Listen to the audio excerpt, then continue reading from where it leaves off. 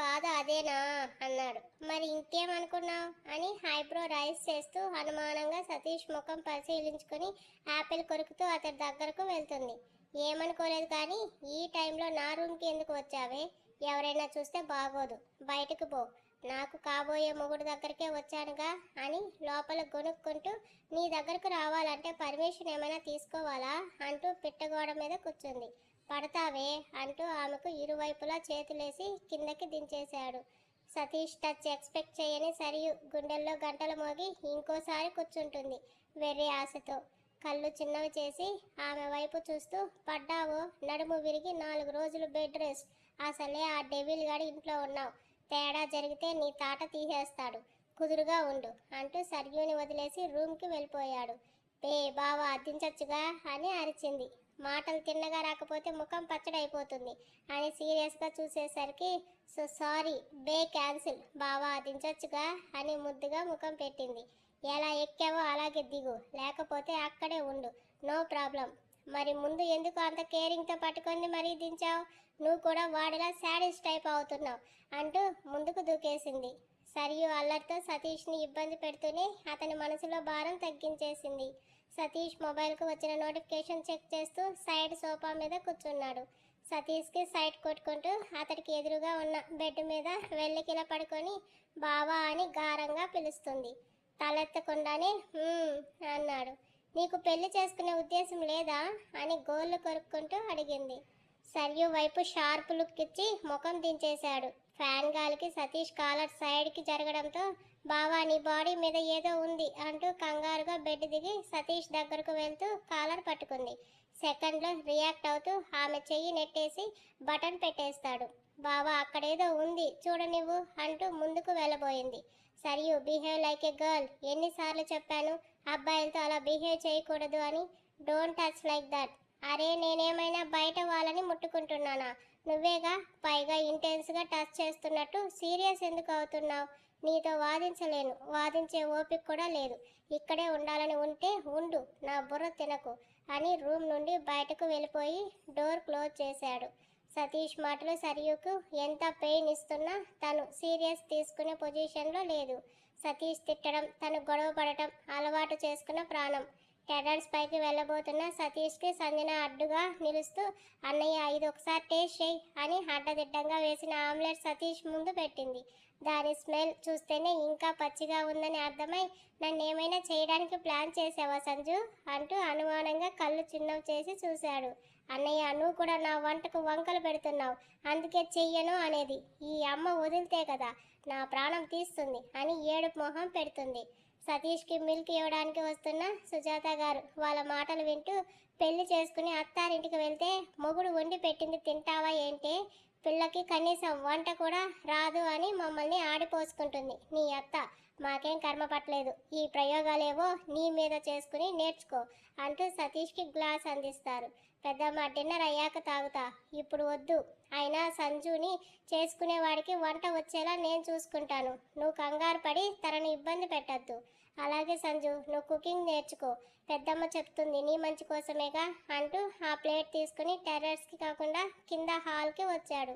Half boil అయిన omelette పై pepper salt వేసి పోర్కుతో తింటుండగా chicken soup order రావడంతో మదన్ కిందకి దిగాడు. అక్కడే సోఫాలో ఉన్న చంద్రశేఖర్ గారు సతీష్ గారికి ఒక లుక్ వేసి డెలివరీ బాయ్ తెచ్చిన సూప్ తీసి బౌల్లో వేస్తుండగా సుజాత గారు కొడుకుని గుర్రున చూసి మూతి తిప్పారు. రూమ్లో ముందు మంచిగా సిరి సిరి అని మదన్ పిలిచాడు. ఆమెకు మెలకువ రాలేదు. విసుక్కుంటూనే ఏయ్ అంటూ ఆమె బుగ్గ మీద ఒకటి వేశాడు. ఇంజెక్షన్ మత్తు వదలక సిరి లేవలేకపోతుంటే రూమ్లో ఉన్న ఫ్రిడ్జ్ నుండి కూలింగ్ వాటర్ తీసి ఆమె ముఖం మీద చిలకరించాడు. కూలింగ్కు ఒళ్ళు జల్లు అనేసరికి చిన్నగా షివర్ అవుతూ మెల్లగా కళ్ళు తెరిచి ముఖం మీద వాటర్ని తుడుచుకుంటూ బెడ్షీట్ కప్పుతుండగా తన చెయ్యి పట్టి లాగేసి కూర్చోబెట్టేశాడు. పిలుస్తుంటే పలకవే అంటూ నువ్వు రాత్రంతా ఫీవర్ తెచ్చుకొని గుర్రు పెట్టి పడుకుంటే నీ పక్కన ఉన్న నాకు ఇన్ఫెక్షన్ అవ్వదా?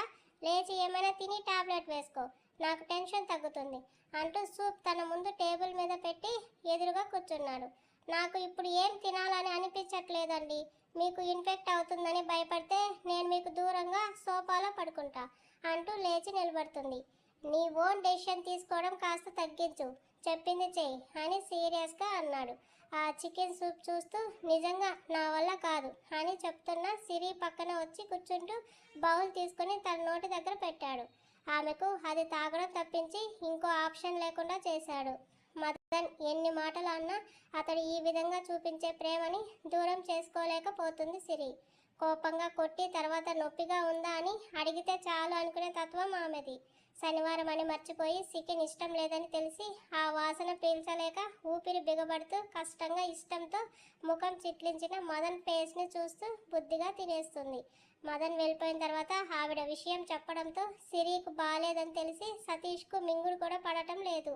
డిన్నర్ మరీ వద్దని చెప్పి మదన్ రూమ్ దగ్గరికి వెళ్ళి డోర్ నాక్ చేశాడు. ఇంకా ఆఫ్లో ఉన్న మదన్ లోపల నుండి ఎవరు అని అరిచాడు. నేను అని సతీష్ వాయిస్ వినగానే వినపడినట్టు నటిస్తూ పట్టించుకోడు. నేను తింటాను ఇవ్వండి అని అడుగుతుంది. షో తినిపిస్తున్నాగా తిను అంటాడు. మరోసారి బయట నుండి సిరి అని సతీష్ పిలిచాడు.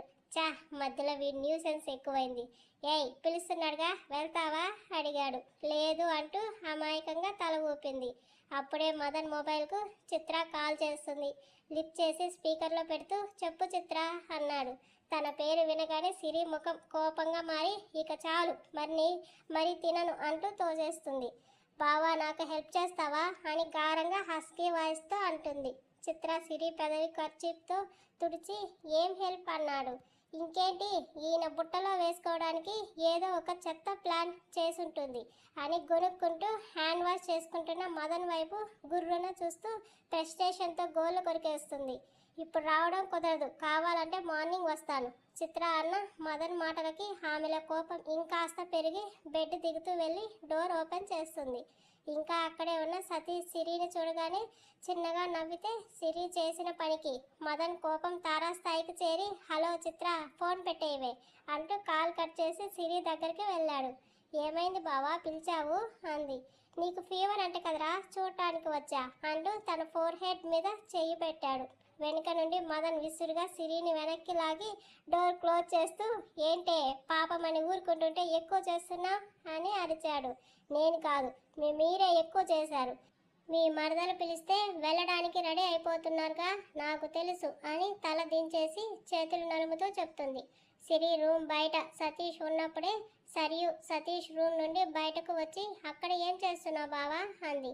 ఏం లేదు సిరిని చూడటానికి వచ్చాను, వెళ్ళి డిన్నర్ చెయ్యి. నువ్వు తినేసావా? ఆకలి వేయట్లేదు, నువ్వు తిను. సేమ్ పించ్ నాకు కూడా ఆకలి వేయట్లే అని నవ్వుతున్న సరియుని చూసి తల కొట్టుకుంటూ ఇంకా ఇప్పుడు తింటాను అంటే వస్తావా అడిగాడు. కంపెనీ ఇవ్వడానికేగా నేను ఎప్పుడు రెడీ పద ఆకలి దంచేస్తుంది అని సతీష్ చేయి పట్టుకొని కిందకు లాక్కెళ్ళిపోతుంది. ఇండైరెక్ట్గా సరియు ప్రేమ అర్థమవుతున్న సతీష్ మనసు ఒప్పుకోలేని స్థితిలో ఉన్నాడు. నేను వెళ్తున్నా అని నీతో చెప్పానా? లేదుగా. ఒకవేళ వెళ్తే వెళ్తాను, నీకేంటి నొప్పి? నీ దగ్గర నుండి పర్మిషన్ ఏమైనా తీసుకోవాలా అని రూడ్గా సిరిని దగ్గరకు లాక్కొని అడిగాడు. మదన్ వేరు చేసి మాట్లాడటం నచ్చక అవును నాకేంటి నొప్పి, మీరు నాకేం అవ్వరు కదా, మన ఇద్దరి బంధం లేదు కదా, నాకేం నొప్పి లేదులేండి. ఆ మాట అన్నందుకు సారీ, వెనక్కి తీసుకుంటున్నా, ఓకేనా అని బాధ నుండి కఠినంగా మారుతూ కన్నీళ్లకు అడ్డుకట్ట వేసి అంటుంది. సిరి కోపం తెప్పించేలా మాట్లాడుకో చెప్తున్నా. తిన్నావుగా, వెళ్ళి టాబ్లెట్ వేసుకొని బెడ్ ఎక్కు అంటూ ఆమెను వదిలేసి నడుము మీద చేతులు వేసుకుంటూ ఇంకోవైపు తిరిగాడు. కోపం వస్తే ఏం చేస్తారు? మహా అయితే మరో 4 మాటలతో నా మనసుని విచ్చేస్తారు. ఇంకో అమ్మాయి దగ్గరకు వెళ్తా అంటుండగా మూసుకొని కూర్చున్నాను అంటే నేను ఆడదానే కాదు. నా ఫీవర్తో మీకేం పని? మీకు ఇన్ఫెక్షన్ అవుతుంది, దూరం ఉండండి అంటూ తానే దూరం జరిగి ఇలాగే ప్రాణం పోతే బాగుండు అని ఆఖరి మాట మెల్లగా గొనుక్కుంటుంది. ఓ ప్రాణమే పోవాలా? సరే అది పోవడం నేను చూపిస్తాదా అంటూ ఆమెను వాష్రూమ్లోకి లాక్కెళ్తూ షవర్ కింద నిలబెట్టి వాటర్ ట్యాప్ ఆన్ చేసి ఆమెను వాల్కు లాక్ చేశాడు. జల్లున నీళ్లు పడి మదన్ టీషర్ట్ను తడిపేయగా సిరి బాడీకి అతని బాడీ అడ్డుగా నిలవడంతో కొద్దిగా తడుస్తుంది. ఆమెకు ఫీవర్ కారణంగా చలికి వణికిపోతుంటే కూలింగ్ వాటర్ హార్ట్కు పడని కారణంగా ఊపిరి ఆగి బ్రీతింగ్ ప్రాబ్లం అవుతుంది. అయినా దూరం జరగట్లేదు. అంతలా గాయపడింది అతని హృదయం. అసలు ఏమనుకుంటున్నావే నా గురించి? పని కట్టుకొని మరీ నిన్ను తిడుతూ కూర్చున్నానా? అయినా నీకు అనడం అలవాటు అయిపోయిందిగా. టచ్ చేస్తే బలవంతం అంటావు.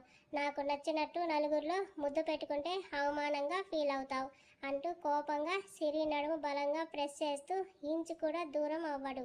సిరి కోసం ఇప్పటికే చాలా మారిన మదన్ ఆమెతో ఉండటం కన్నా చస్తే బాగుండు అన్న సిరి మాటలకి ఎప్పుడూ అనుభవించని ఒక రకమైన బాధని అనుభవిస్తున్నాడు. సిరికి గొంతు పెగలకపోతుంటే కష్టంగా గొంతు పెగుల్చుతూ చిత్ర మిమ్మల్ని ఇష్టపడుతుంది అని నాకు ఒక్కసారి అత్త చెప్పిందండి. అందుకే అని ఏడుస్తున్న సిరి మాటలు వినలేక మదన్ ఆవేశం మరొకసారి కంచెను తెంచింది. విసురుగా వెనక్కి నెట్టి ఆమె భుజాలు పట్టుకుంటూ ఎర్రగా మారిన ముఖంతో ఆమెకు అతడి ఊపిరి తగిలేంత దగ్గరగా ముఖాన్ని పెట్టాడు. చిన్నత్తకు బాగోలేక బ్యాక్ పెయిన్ హెవీగా వస్తుంది, ఒకసారి వస్తావా బావా అని అడిగితే ఎదుటి వారి ఫీలింగ్ తెలియని అర్థం చేసుకొని ఒక worst husband, the worst son, పక్కింగ్ రిలేటివ్ ఇచ్చిన జవాబు రేపు వస్తాను అని. అయినా నాకు ఒక విషయం అర్థం కాదు, కనిపించిన ఆడవాళ్ళందరి దగ్గరకు వెళ్ళిపోయేంత కామాంధుడిలా కనిపిస్తున్నానని.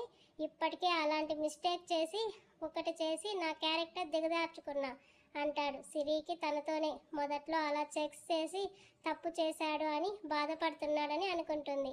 మదన్ కళ్ళలోకి చూడాలన్న భయమేస్తుంటే వెక్కిళ్ళు వెక్కుతూ అతడి టీషర్ట్ ఇరువైపులా పట్టుకొని బిగిస్తూ అతని ఎద మీద వాలిపోయి సారీ అండి అంది. ఆమెని విడిపించి ఇప్పుడు నువ్వు అన్నదే జరుగుతుందో చూస్తూ ఉండు. చిత్ర నన్ను ఇష్టపడుతుందో లేదో తెలియదు, దాని టాపిక్ వస్తుంటే నీకు ఎనర్జీ వస్తుందిగా.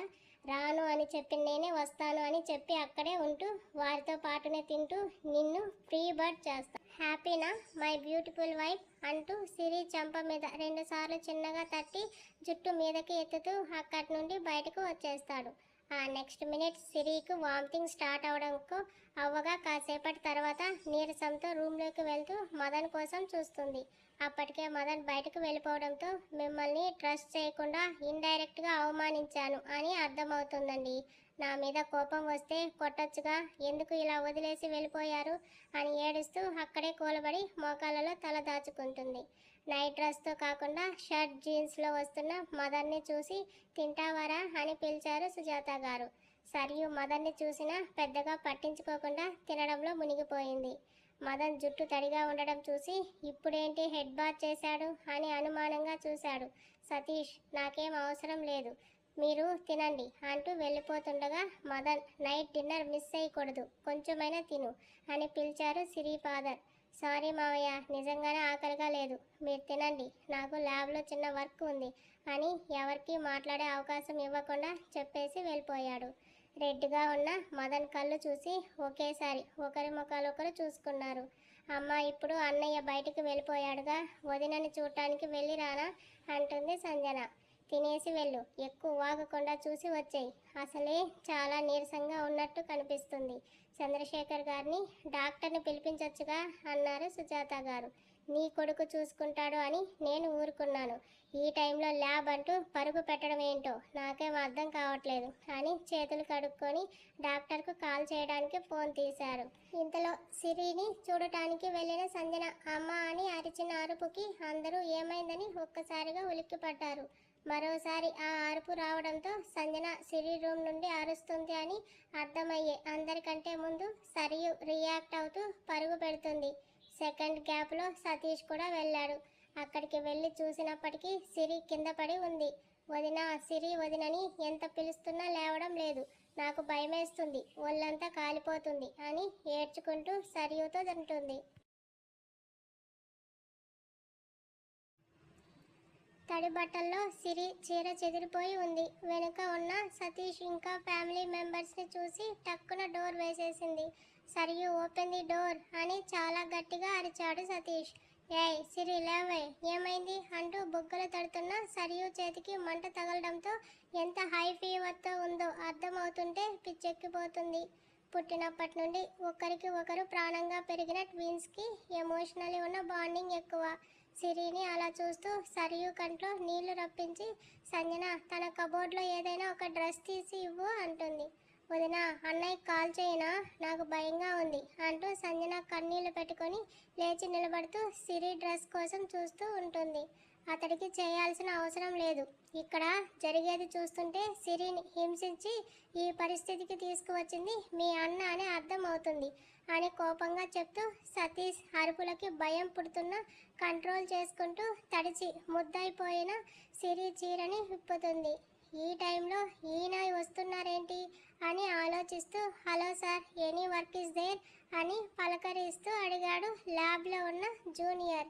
Nothing, I have work. Data analyse చేశారా అడుగుతూ వైట్ కోట్ వేసుకున్నాడు మదన్. ఎస్ సార్ అని తల నుండి ఇంకా నీరు కారుతున్న అతని వింతగా చూస్తూ తడబడ్డాడు. ఓకే, ఇక నువ్వు ఇంటికి వెళ్ళు, ఇప్పుడు అంత ఇంపార్టెంట్ వర్క్ ఏమీ లేదు అని అబ్బాయిని పంపించేశాడు. మదన్ పొజిషన్ ఏ స్టేజ్లో ఉందో కూడా అతనికి అర్థం కావట్లేదు. డీప్ బ్రీత్లో అనలైజ్ చేసిన డేటాని చూడటం మొదలుపెట్టాడు. ఇక సతీష్లో ఓపిక నశించి డోర్ని బద్దలు కొట్టగా సిరికి వాటర్ తాగిస్తూ ఉంటుంది సరియు. పక్కనే సంజన చేతులు తలుపుతూ భయంగా కూర్చొని భూమి బద్దలయ్యేటట్టు తెరుచుకున్న తలుపు వైపు చూసింది. సిరి కళ్ళు ఎర్రగా మారి ఎక్కువసేపు తెరిచి ఉంచలేను అన్నట్టుగా వాలిపోతున్నాయి. అయినా సరియు రిక్వెస్ట్ మేరకు కళ్ళు తెరిచే ఉంది. సరియు ఏం జరగలేదు అన్నట్టు నటిస్తూ బావా అని నవ్వుకొని వెనక్కి తిరిగిన ఆమె బుగ్గ మీద సతీష్ చేతి ముద్రపడి కళ్ళలో నీళ్లు తెప్పిస్తుంది. ఆ దెబ్బకి సంజన దూరంగా పారిపోతూ తల్లి చాటున దాక్కుంది. అమ్మాయికి రెస్పెక్ట్తో దండం పెట్టే చేతులే ఇవి. ఫస్ట్ టైం కొట్టేలా చేసి నా చేత సరిదిద్దుకోలేని తప్పు చేయించావు. వస్తుండగానే సిరిని చూసా, తన ఫ్లోర్ మీద పడుంది. నువ్వు తలుపు వేసేసావు, ఎంత భయమేసిందో తెలుసా అని అరిచాడు. సరియు సిరి పొజిషన్ గురించి చెప్తే అందరూ భయపడతారని నోటిని తెరవకుండా ఆపేస్తుంది. అందుకే సతీష్కి జవాబు ఇవ్వదు. సిరి ఫాదర్ బెడ్ మీద ఉన్న సిరిని చెంప మీద చెయ్యి పెట్టుకొని ఉన్న సరియుని చూసి ఇద్దరి కూతుళ్ళ కళ్ళలో కన్నీళ్లు చూడలేక స్మోక్ చేస్తూ మ్యాన్సన్స్ నుండి బయటకు వచ్చేశారు. చిన్నప్పటి నుండి ముడిపడిన వారి బంధాన్ని, వారి డెస్టినీని వేరు చేయడం ఇష్టం లేక కారులో కూర్చొని చనిపోయిన భార్యని గుర్తు చేసుకుంటున్నారు. సతీష్ అంత ఆవేశం ఏంట్రా అని చంద్రశేఖర్ గారు సీరియస్గా అడుగుతారు. ఆవేశం కాదు పెద్దనాన్న, సరియు పెట్టిన టెన్షన్కు గుండాగిపోయిందేమో అనిపించింది అంటూ కోపంగా సరియుని చూస్తూ ఏడుస్తున్న ఆమె కళ్ళు ఎక్కువసేపు చూడలేక తల తిప్పేసి సిరి దగ్గరకు వెళ్ళాడు. సతీష్ టెన్షన్ కంగారుగా చూసి బావా నేను బాగానే ఉన్నాను అని కష్టంగా నోరు తెరుస్తుంది. తనని గుండెలకు హత్తుకొని వాడు ఏమైనా చేశాడేమో అని భయపడ్డాన్రా అంటూ చిన్నగా కన్నీళ్లు కారుతుంటే ఎవరికి కనపడకుండా తుడిచి ఇంత ఫీవర్ పెట్టుకొని ఇంట్లో ఎలా ఉన్నావు, హాస్పిటల్కి వెళ్దాం పదా. వెళ్దాం కానీ మీరందరూ నాకు ఏదో అయిందని టెన్షన్ పడడం తగ్గించండి, ఆయనకి ఏదో వర్క్ ఉంది అని అన్నారు. ఆయన వెళ్ళిపోయిన తర్వాత కళ్ళు తిరగడంతో ఏం జరిగిందో తెలియని పొల్లు లేకుండా భర్తని దోషిని చేయడం ఇష్టం లేక అడగక ముందే చెప్పేస్తుంది. మీ మధ్యన ఏం జరుగుతుందో అర్థం కావట్లేదు. సతీష్ అంబులెన్స్ కాల్ చేయి అని చంద్రశేఖర్ గారు చెప్తూ సిరి ఫాదర్ ఎలా ఉన్నాడో చూడటానికి బయటకు వెళ్ళిపోయారు. బెడ్షీట్ కప్పి ఉండటంతో వణుకుతున్న సిరి ఒళ్ళు ఎవరికి కనబడదు. అతని కౌగిలిలో చలిని తగ్గించిన మదన్ ప్లేస్ ఎంటీగా అనిపిస్తూ వెక్కిరిస్తుంటే అతడి మాటలు కాసేపటి క్రితం పడిన వ్యధ గుండెలని పిండేసినట్టు అనిపించి బాధతో సతీష్ గుండెల దగ్గర ఒదిగిపోతూ బావా అని నీరసంగా పిలుస్తుంది. ఇక్కడే ఉన్నాన్రా, భయపడకు అని తల నిమురుతున్నాడు. సర్యూని ఎందుకు కొట్టావు? చెప్పాను కదరా, నీ సిచ్యువేషన్, తన రియాక్షన్ నన్ను ఆట పట్టించే తన పద్ధతి. కామెడీగా అలా చేసిందేమో కోపంతో. తప్పు చేశాను, కాళ్ళు పట్టుకోవడానికి కూడా సిద్ధంగా ఉన్నాను అనగానే సరియు అక్కడి నుండి కంట్లో నీళ్లు తుడుచుకుంటూ వెళ్ళిపోతుంది. అసలు ఎందుకు అలా చేయాల్సి వచ్చింది అని అనుమానం కలుగుతున్న సరియుని అడిగి తెలుసుకుంటా అని సైలెంట్ అయిపోయాడు. కాసేపటికి అందరూ హాస్పిటల్కి చేరుకోగా సతీష్ వైపు చూసే ఆలోచన కూడా చేయలేదు సరియు. బయట కూర్చుని ఉన్నారు. సరియు ఈ ప్రపంచంలో ఎవరికి అయినా భయపడుతుంది అంటే అది మదన్ కోపం చూస్తేనే. ఇప్పుడు సతీష్ దెబ్బకి అతడు అన్న భయం పుట్టి పొంగిన చంపనుకు సుజాత గారు ఐస్ ఇచ్చి పెట్టమన్నారు. ఆమె చేతికి అందిస్తున్న కూల్ ప్యాక్ సతీష్ చేతిలోకి తీసుకొని సరియు బుగ్గ మీద అద్దుతూ సారీ అంటాడు మెల్లగా. చిన్నగా తలెత్తి అతని వైపు చూస్తూ సతీష్ చేతిలోది తీసుకుంది. ఇద్దరు ఒకే రూపం పోలి ఉండటంతో ఫస్ట్ టైం సరియు కళ్ళలో కన్నీళ్లు చూడగానే సిరి గుర్తుకు వస్తుంది. కొట్టే ఊహ కూడా చెయ్యడు. అలాంటిది సరియు మీద అతడి తీరుకి అతడి దృష్టిలో క్యారెక్టర్ దిగజారినట్టు అనిపిస్తుంది. కాస్త కోపంలో రాంగ్ బిహేవ్ చేశాను, అది కూడా ముందు వెనుక ఆలోచించలేదు. దీనికి నువ్వు ఏ పనిష్మెంట్ ఇచ్చినా యాక్సెప్ట్ చేయడానికి రెడీగా ఉన్నాను సరియు అంటాడు సిన్సియర్గా. ఆమె నుండి సమాధానం రాదు కదా, కనీసం కనుచూపులు కూడా తిప్పదు. ఒకవైపు సిరి హై టెంపరేచర్తో బెడ్ మీద ఉంటే సరియు మౌనం సతీష్లో తెలియని సంఘర్షణకు గురి చేస్తుంది. అప్పుడే ఫోన్ రింగ్ అవ్వగా చూసేసరికి తన పిఏ. సతీష్ చెప్పండి అన్నాడు మెల్లగా. సార్ మీ ఫ్రెండ్ లొకేషన్ కనుక్కోమన్నారుగా ఇప్పుడు అని లొకేషన్ చెప్తాడు. అంటే మదన్ నిజంగా ల్యాబ్కి వెళ్ళాడా అని ఆలోచిస్తూ ఉండగా సిరి హాస్పిటల్లో ఉందన్న విషయం తెలుసుకొని చిత్ర తన ఫాదర్ ఎంట్రీ ఇచ్చారు. అదే సమయంలో సిరిని చూసి వెళ్ళిన చిత్ర మదన్ లేకపోవడం గమనించి డాడ్ బావ ఎక్కడ ఉన్నాడు కనిపించలేదు అడుగుతుంది. తెలియదురా, ఇప్పుడు వాడి గురించి ఎందుకు అని కారు స్టార్ట్ చేశారు వాళ్ళ నాన్నగారు. నథింగ్ డాడ్, నార్మల్గా అడిగాను అని అంటూ బావ ఈ టైంలో ఎక్కడికి వెళ్ళాడు అని తీక్షణంగా ఆలోచిస్తుంది. ఇప్పుడు అర్థమయ్యింది అని ఏదో గుర్తొచ్చిన దానిలా కన్నింగ్ స్మైల్తో డాడ్ బావ వర్కింగ్ ఏరియా ఎక్కడ అని తెలుసుకుంటుంది. మరుసటి రోజు అత్తయ్య ఆయన ఎక్కడ అంటూ అప్పుడే మెలకు వచ్చిన సిరి నీరసంగా అడుగుతుంది. ఆవిడ సమాధానం చెప్పేలోపు మీ ఆయన్ని చంకలో పెట్టుకొని తిరగాల ఏంటి, ఇప్పుడే బయటకు వెళ్ళారు అని సిరి నోటి దగ్గర ఆరెంజ్ జ్యూస్ పెట్టింది సరియు. ఆమెని గుర్రున చూస్తూ మొహం తిప్పేస్తుంది సిరి. హలో మేడం గారు తాగండి, అసలే గ్లామర్ అంతా పోగొట్టుకుంటున్నావు అంది. ఆయన రాకుండా వచ్చారని అబద్ధం ఎందుకు చెప్పడం, నేను మరీ అంత వీక్ కాదులే, నిన్ననే చూసా నువ్వు ఎంత స్ట్రాంగో, తాగవే చెయ్యి నొప్పి పుడుతుంది అని ముఖం చిట్లించేయగా సరియు ఎక్స్ప్రెషన్ చూసి సిరి పెదవులపై నవ్వు తెప్పిస్తుంది. అప్పుడే సిరి ఫాదర్ లోపలికి వెళ్తూ సరియు చేతి నుండి గ్లాస్ తీసుకొని సిరికి తాగించాడు.